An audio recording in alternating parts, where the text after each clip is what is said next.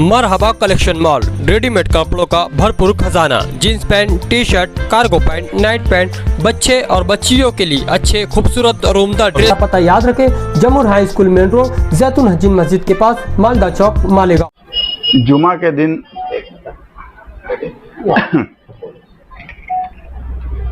के दिन असेंबली अजलास खत्म हुआ।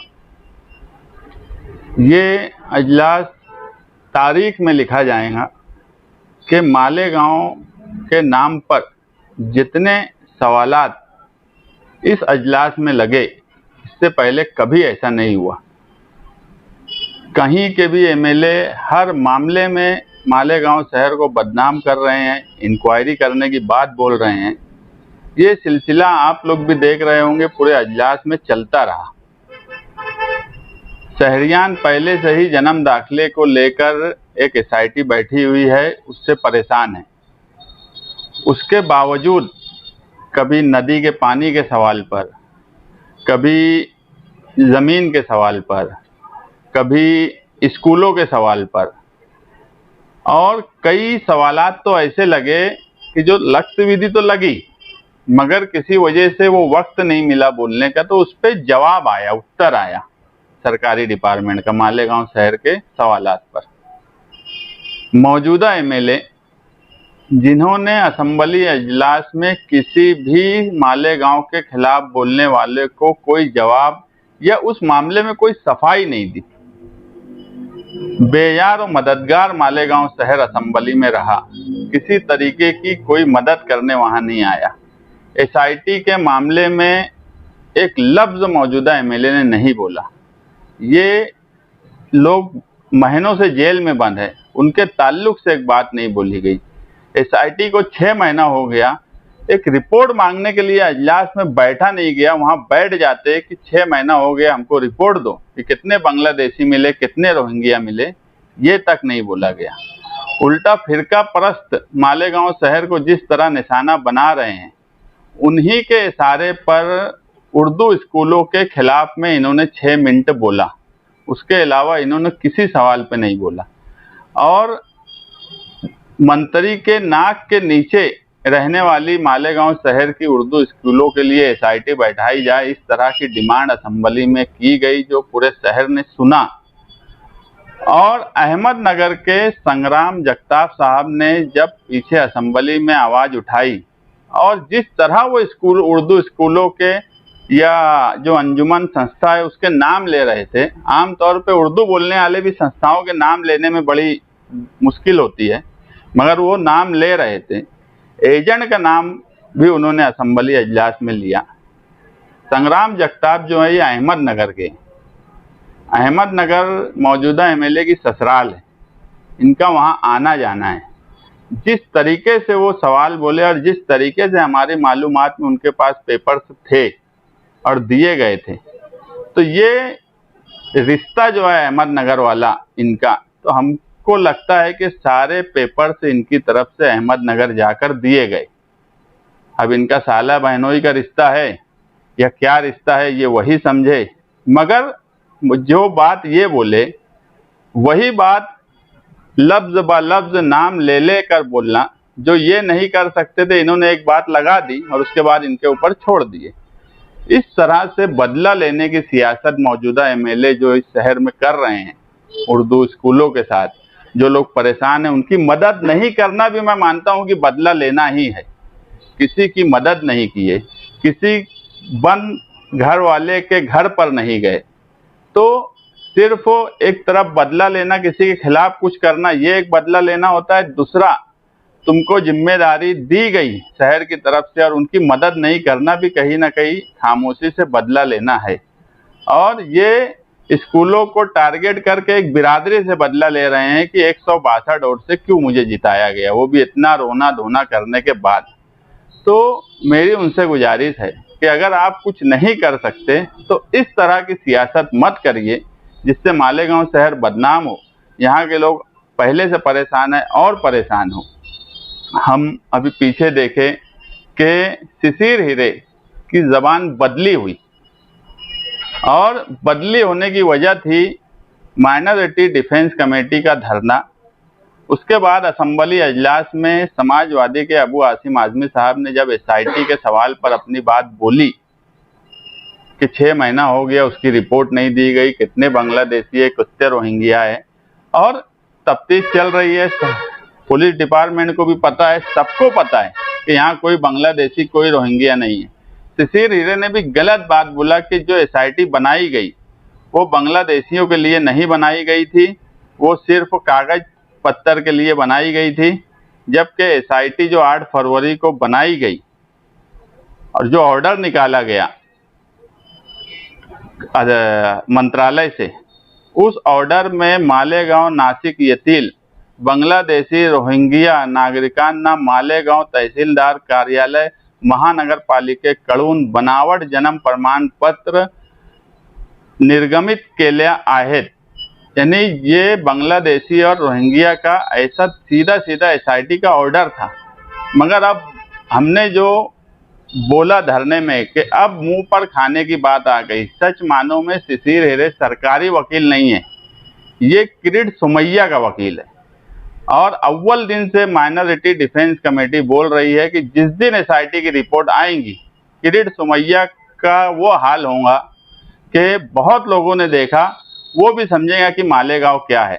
अब जो है वो किरीट सोमैया को बचाने की कोशिश कर रहे हैं कि अब जूता चप्पल सरकार की तरफ से उनको ना पड़े। मालेगांव वाले ने तो दे दिए धरने के दिन, मगर अब सरकार की तरफ से ना पड़े, इसलिए ये सब छछन जो वकील है वो कर रहे हैं। हमारा सिर्फ ये प्रेस लेने का मकसद ये है कि माइनॉरिटी डिफेंस कमेटी अव्वल दिन से केस लड़ रही है। ये हफ्ता पीर के दिन फाइनल आर्ग्यूमेंट होने वाला है एडवोकेट अब्दुल अजीम खान का, और आने वाले जुमा तक ऐसा लगता है कि सभी लोगों का फैसला हो जाने वाला है। और हम लोग रोड से लेकर कोर्ट तक हर तरीके से minority defence committee, Asif Shaikh साहब और हमारे तमाम ही मेंबरान, हम मालेगांव शहरियान के साथ खड़े हैं। हर मुसीबत में हम उनके साथ खड़े हैं। असेंबली अजलास में जितने भी मुद्दे उठाए गए वो सारे मुद्दे पर अगर शहरियान को कोई भी तकलीफ होगी तो डिफेंस के लिए माइनॉरिटी डिफेंस कमेटी उनके साथ खड़ी रहेंगी। सबसे अहम मुद्दा स्कूलों का है। आज जो स्कूलों का नाम पहले शुरुआत जिसने की और बाद में फिर संग्राम तक पहुंची, आज सारे स्कूल वाले जो है वो आपके रास्ते में आए।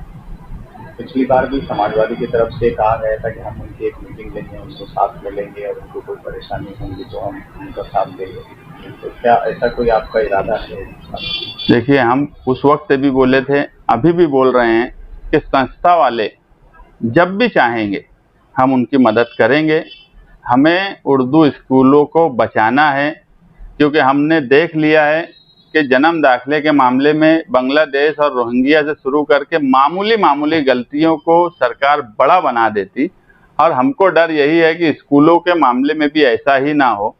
हम जितनी भी संस्थाएं हैं अगर एक साथ आएंगी, बात करेंगी, तो हम हर तरीके से उनके साथ खड़े रहेंगे।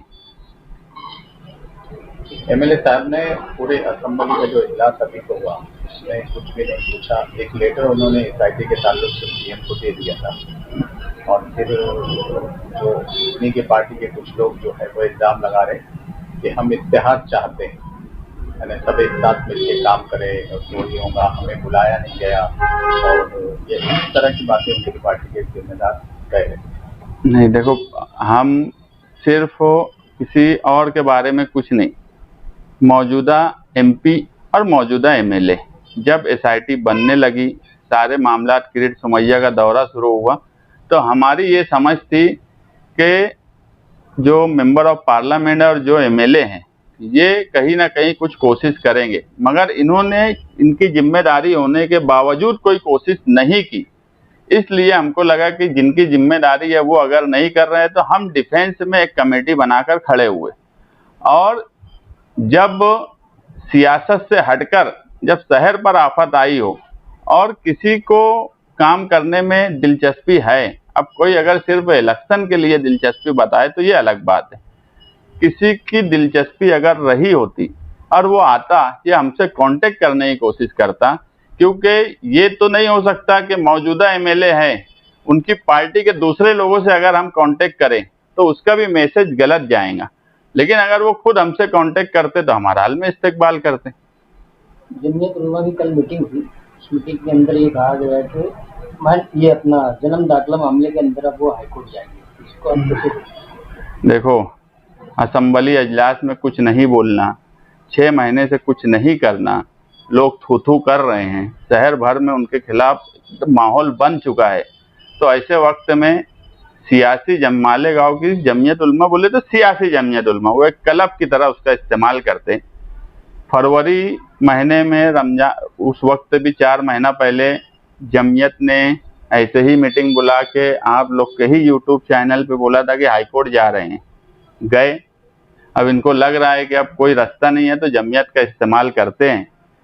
अव्वल दिन से मैं रमजान से बोल रहा हूँ कि जमीयत ने सिर्फ सीधे सीधे ये बताना कि, और इसलिए बताना कि जमीयत अपना चंदा सियासी तौर पर इस्तेमाल की है इलेक्शन में, और जो लोग जमीयत को चंदा देते हैं वो कौम और मिल्लत के कामकाज के लिए देते। वो कोई फर्द वाहिद तुम्हारा एमएलए है, सदर, उसके ऊपर खर्च करने के लिए कोई चंदा नहीं देता।